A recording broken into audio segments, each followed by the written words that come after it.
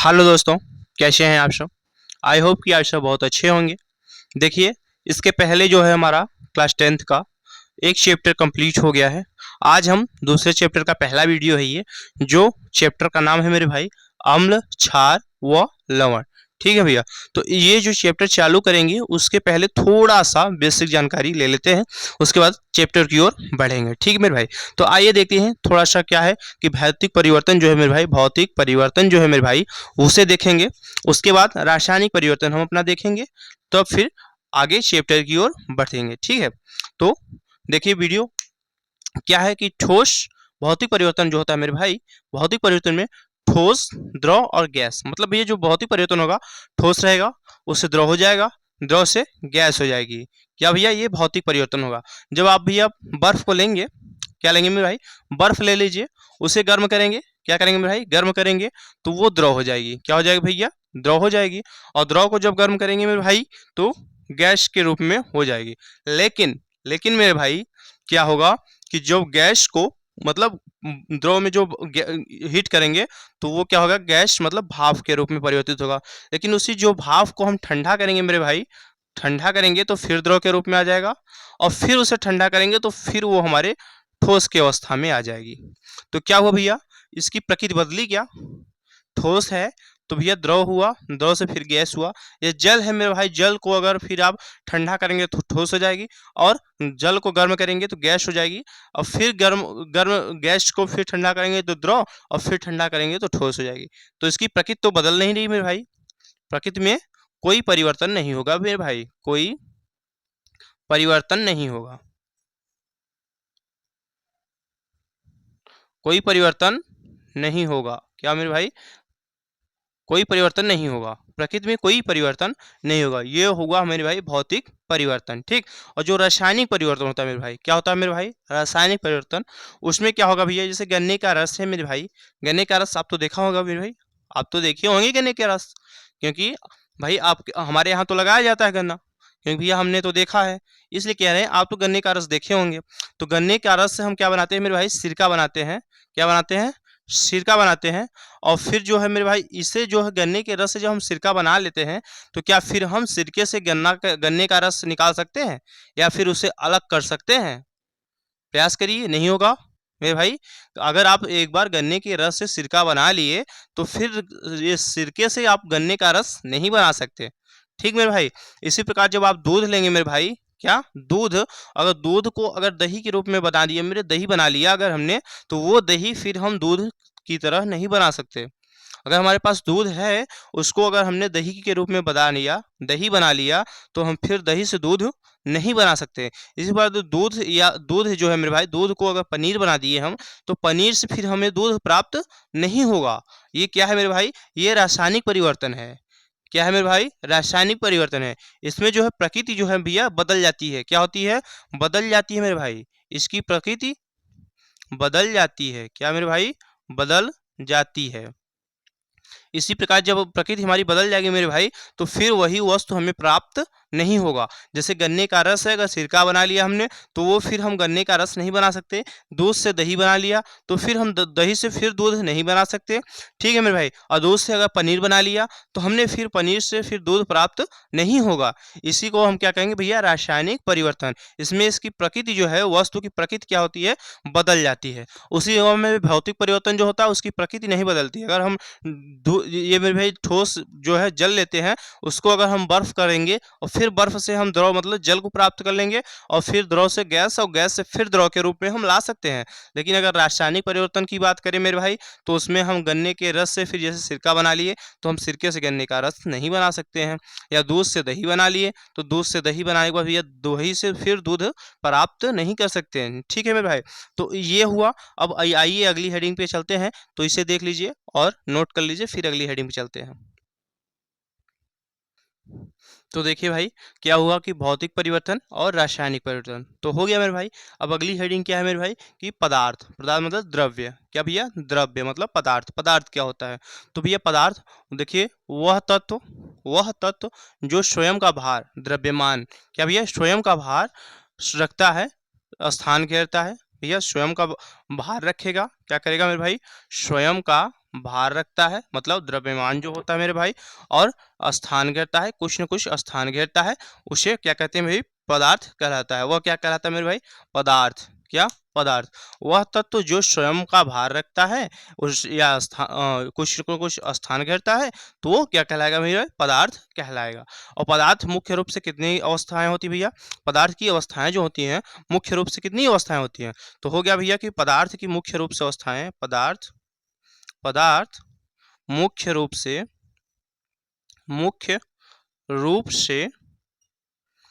तीन अवस्था होती है मेरे भाई, तीन अवस्थाएं होती हैं। क्या होगा भैया? तीन अवस्थाएं होती हैं। अब कौन कौन सी होंगी मेरे भाई? कौन कौन सी होंगी? क्या भैया? कि पदार्थ का जो है, पदार्थ की अवस्थाएं जो होंगी मेरे भाई, पदार्थ मुख्य रूप से तीन अवस्था में होती हैं। अब कौन कौन सी अवस्था होगी भैया? तो पहला होगा मेरे भाई, पहला होगा ठोस। क्या होगा मेरे भाई? ठोस, जिसे हम सॉलिड भी कहेंगे। क्या कहेंगे भैया? सॉलिड। क्या कहेंगे? सॉलिड। ठीक है। और दूसरा होगा मेरे भाई, दूसरा होगा द्रव। द्रव, जिसे हम क्या कहेंगे? लिक्विड कहेंगे। क्या कहेंगे? लिक्विड। LIQUID भैया, लिक्विड कहेंगे। क्या कहेंगे? लिक्विड। और तीसरा क्या है मेरे भाई? तीसरा है मेरे भाई गैस। ठीक। तीसरा क्या है? गैस। तो भैया पदार्थ हो गया, ठीक, वह तत्व जो स्वयं का भार रखता है या कुछ न कुछ स्थान घेरता है। क्या भैया? स्वयं का भार रखेगा और कुछ न कुछ स्थान घेरेगा। ठीक है। और वो क्या है? पदार्थ की जो अवस्थाएं होती हैं, वो क्या होंगी मेरे भाई? कि मुख्य रूप से पदार्थ की तीन अवस्थाएं होंगी। कौन कौन सी मेरे भाई? ठोस, जिसे सॉलिड कहेंगे, द्रव, लिक्विड, ठीक, और गैस। क्या होगी मेरे भाई? गैस। ये तीन अवस्थाएं होंगी। कौन कौन सी? ठोस, द्रव और गैस। ठीक मेरे भाई। और ये रहा आपका पदार्थ, और पदार्थ की मुख्य अवस्थाएं जो होंगी, तीन अवस्था होंगी। तो ये दिख रहा होगा अच्छे से आप सबको, तो आप सब इसे नोट कर लीजिए, फिर हम आगे बढ़ते हैं। ठीक है भैया, पहले इसे नोट करिए आप सब, फिर आगे बढ़ेंगे।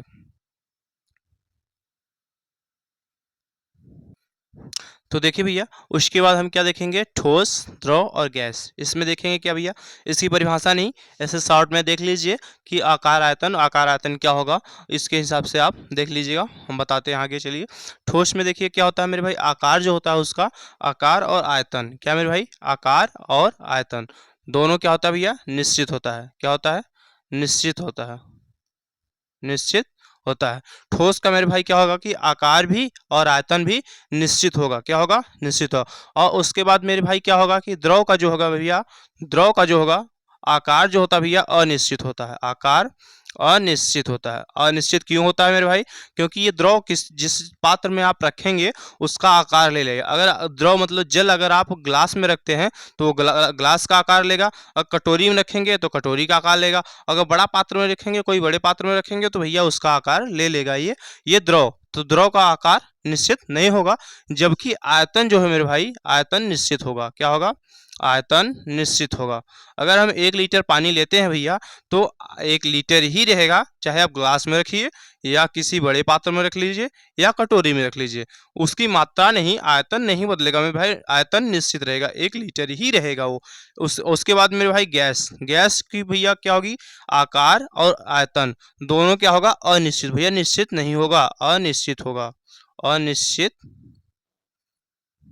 होगा, क्योंकि भैया गैस की न कोई आकार होती है, न कोई आयतन होता है उसका, मतलब जितने ही खुला एरिया पाएगा उतना ही वो भागेगा। उसका कोई न आकार निश्चित होता है और न ही आयतन। मेरे भाई ठोस का आकार और आयतन दोनों निश्चित होता है, द्रव का आकार अनिश्चित होता है, आयतन निश्चित होता है, ठीक। और गैस का आकार और आयतन दोनों अनिश्चित होता है। क्या होता है मेरे भाई? अनिश्चित। मतलब कोई निश्चय नहीं है मेरे भाई कि वो, हाँ, कोई उसकी निश्चित वो आकृति या फिर आयतन निश्चित नहीं है। किसका मेरे भाई? गैस का। ठीक। अब उसके बाद भैया कणों, द्रव के जो कण होते हैं उनमें देख लेते हैं आकर्षण बल, गतिज ऊर्जा और रिक्त स्थान। क्या देखेंगे भैया? आकर्षण बल, गतिज ऊर्जा और रिक्त स्थान किसमें भैया? द्रव के कणों के बीच। ठीक भैया। और उसके बाद भैया गैस के कणों के बीच आकर्षण बल, गतिज ऊर्जा और रिक्त स्थान देखेंगे। क्या देखेंगे भैया? गतिज ऊर्जा में देखेंगे क्या भैया? तो भैया जो भैया द्रव के कणों के बीच भैया जो आकर्षण बल होगा, क्या होगा? आकर्षण बल होगा, मेरे भाई वो देखिए जो गैस होगी उसमें सबसे कम होगा। क्या होगा मेरे भाई? गैस जो होगी उसमें सबसे कम होगा। किसमें? आकर्षण बल जो है मेरे भाई वो सबसे कम होगा गैस में, और उससे अधिक होगा द्रव में, और सबसे ज़्यादा मेरे भाई ठोस में होगा। किसमें होगा? ठोस में आकर्षण बल सबसे ज़्यादा होगा, उससे कम होगा द्रव में, और सबसे कम होगा गैस में। उसी जगह भैया गैस के कणों के बीच देख लीजिए। गैस के कणों के बीच देखिए ये थोड़ा सा गड़बड़ हो गया है मेरे भाई। गैस के कणों के बीच क्या होगा मेरे भाई? ये ऐसे रहेगा। गैस के कण जो होंगे मेरे भाई आकर्षण बल जो होगा वो क्या होगा कि ठोस में सबसे अधिक होगा, ठीक, और द्रव में थोड़ा उससे कम होगा। ठोस में सबसे ज्यादा रहेगा, उससे कम द्रव में होगा, और सबसे कम गैस में होगा। क्या होगा? सबसे कम गैस में होगा। फिर ठीक भैया। और गति अब द्रव के कणों के बीच भैया गतिज ऊर्जा जो होती है मेरे भाई क्या होगी? जो ठोस रहेगा आप जो ठोस रहेगा आप कहीं रखेंगे मेरे भाई तो वो गतिज ऊर्जा उसमें सबसे कम होगी। क्या होगी भैया? कम होगी। अगर कहीं ठोस रख देते हैं तो वो एक स्थान पे रखा रहेगा, अपने से जल्दी नहीं हिलेगा। उसे जब तक आप पुश नहीं करेंगे, मतलब धकेलेंगे नहीं मेरे भाई, तब तक वो हिलने वाला नहीं है। और उससे जो है गतिज ऊर्जा ठोस के बाद भैया उससे अधिक द्रव में होगा। द्रव मेरे भाई क्या, द्रव को एक जगह छोड़ देंगे तो वो तो फैल जाएगा। क्या भैया? अगर पानी को हम कहीं रख दें या फिर कहीं गिरा दें तो वो क्या होता है? फैल जाता है। ठोस की अपेक्षा तो वो फैलेगा ही मेरे भाई, उसमें गतिज ऊर्जा ठोस की अपेक्षा अधिक होगी, ठीक। और उस जो द्रव है भैया, द्रव से ज्यादा गैस में होगी गतिज ऊर्जा। गैस को भैया जो हवाएं चल रही से देख नहीं पा रहे हैं, लेकिन चल तो तेजी से रही है मेरे भाई। गतिज ऊर्जा इसमें अधिक है, द्रव की अपेक्षा क्या है? अधिक है। और उसी जगह भैया गैसों के कणों के बीच देख लीजिए क्या होगा? गतिज ऊर्जा। गतिज ऊर्जा मेरे भाई इसमें भी थोड़ा सा वो बदलाव कर लीजिएगा। क्या होगा भैया? इसमें भी थोड़ा सा बदलाव कर लीजिएगा। जो भी गतिज ऊर्जा होगी, अब ये गैसों के बीच में जो गतिज ऊर्जा होगी मेरे भाई वो तो भी ऐसा ही होगा ना, कि ठोस में सबसे कम होगा, और द्रव में उससे अधिक होगा, और गैस में सबसे अधिक होगा। गैसों के बीच भैया जो गतिज ऊर्जा होगी, गैसों के कणों के बीच मेरे भाई जो गतिज ऊर्जा होगी, ठोस में सबसे कम होगा, उससे अधिक द्रव में होगा, और सबसे अधिक क्या हो गया मेरे भैया कि गैस में ही होगा। क्योंकि गैस के कण बहुत तेजी से, या वायुमंडल में जो गैस के कण है मेरे भाई उन्हें तो देख नहीं पा रहे, लेकिन वो चल तो रहे हैं ना, चल तो रहे हैं सबसे ज्यादा, ठीक है। उसके बाद ये द्रव के कणों के बीच भैया रिक्त स्थान जो होता है मेरे भाई, रिक्त स्थान, तो ठोस होगा, उसके कण बहुत पास पास होते हैं, तभी तो वो ठोस होता है मेरे भाई। उसके कण जो है बहुत पास पास होते हैं, तभी तो वो ठोस होगा। तो क्या हुआ भैया कि वो सबसे अधिक होंगे, ठीक है मेरे भाई। रिक्त स्थान सबसे कम होगा किसमें भैया? कम किसमें होगा? ठोस में। सबसे कम ठोस में होगा, और उससे अधिक द्रव में होगा। द्रव के जो कण है मेरे भाई वो ठोस की अपेक्षा उसमें अधिक होगा रिक्त स्थान द्रव में मेरे भाई। उसके उसके बाद फिर द्रव के बाद जो है मेरे भाई गैस में रिक्त स्थान सबसे अधिक होगा, क्योंकि भैया रिक्त स्थान द्रव जो है उसके अपेक्षा गैस में सबसे अधिक होगी, क्योंकि वो भागते बहुत हैं। गैस के कण आपस में जुड़े नहीं रहते, भागते बस। सबसे ज्यादा ठोस में मतलब सबसे ज्यादा रिक्त स्थान मतलब कम होता है मेरे भाई, क्या कि उसके पास जो है जो जुड़े होते हैं कण, ठोस के कण जुड़े होते हैं, उनके रिक्त स्थान बहुत कम होता है। उससे अधिक होगा द्रव में। द्रव के कण थोड़ा से दूर दूर होते हैं, तो उनमें उनसे ठोस की अपेक्षा अधिक होगा उनमें। और गैस जो है मेरे भाई वो द्रव की अपेक्षा उसमें सबसे अधिक होंगे, रिक्त स्थान सबसे अधिक होंगे। उसी जगह मेरे भाई गैस के कणों के बीच देख लीजिए, जब गैस के कण होंगे भैया रिक्त स्थान क्या होगा कि ठोस में सबसे कम होगा रिक्त स्थान, ठोस में सबसे कम होगा रिक्त स्थान, उसके बाद द्रव में होगा, और सबसे ज्यादा रिक्त स्थान गैस में होगा। तो ये रहे मेरे भाई कि ठोस में जो आकार आयतन निश्चित होते हैं, द्रव में आकार अनिश्चित होता है, आयतन निश्चित होता है, और गैस में आकार और आयतन दोनों अनिश्चित होते हैं भैया। और द्रव के कणों के बीच रिक्त स्थान आकर्षण बल और गतिज ऊर्जा क्या होती है, और गैस के कणों के बीच रिक्त स्थान आकर्षण बल और गतिज ऊर्जा क्या होती है। ये आपके 1 नंबर या 2 नंबर या इसकी थ्योरी सहित अगर लिखने को मिलेगा मेरे भाई तो 2 नंबर में पूछेगा, और आकार और निश्चित पूछेगा, और आकार आयतन अनिश्चित अनिश्चित पूछेगा तो 1 नंबर हो जाएगा भैया। और ये पूछ लिया मेरे द्रव के कणों के बीच आकर्षण बल दे दिया और इस तरह बनाने के लिए दे दिया, तो 1 नंबर में हो जाएगा आपका। इसी प्रकार ये भी 1 नंबर में हो जाएगा।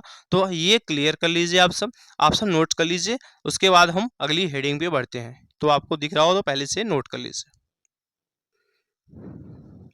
तो देखिए मेरे भाई अब कुछ बेसिक जानकारी के बाद अब आगे बढ़ते हैं। तो आगे मेरे भाई रसायन विज्ञान के बारे में थोड़ा सा जान लेते हैं कि रसायन विज्ञान होता क्या है और पहली बार इसे कहाँ यूज किया गया या इसे रसायन विज्ञान के जनक कौन से हैं। तो आइए पहले हम इनके बारे में देख लेते हैं कि रसायन विज्ञान है क्या। तो देखिए भैया, रसायन विज्ञान जो है, तो ये रसायन विज्ञान शब्द की उत्पत्ति मिस्र भाषा, क्या भैया, रसायन विज्ञान की उत्पत्ति मेरे भाई कहाँ से हुई थी? मिस्र देश है एक मेरा भाई, मिस्र, वहाँ से इसकी उत्पत्ति हुई थी भैया। रसायन विज्ञान शब्द की उत्पत्ति मिस्र के प्राचीन शब्द कीमिया से होती है। किससे होती थी भैया? कीमिया। क्या कहते हैं? प्राचीन भाषा है मेरे भाई, प्राचीन शब्द है वो कीमिया, उससे हुई, जिसका अर्थ क्या है मेरे भाई? जिसका अर्थ क्या है? काला रंग। क्या है मेरे भाई? काला रंग।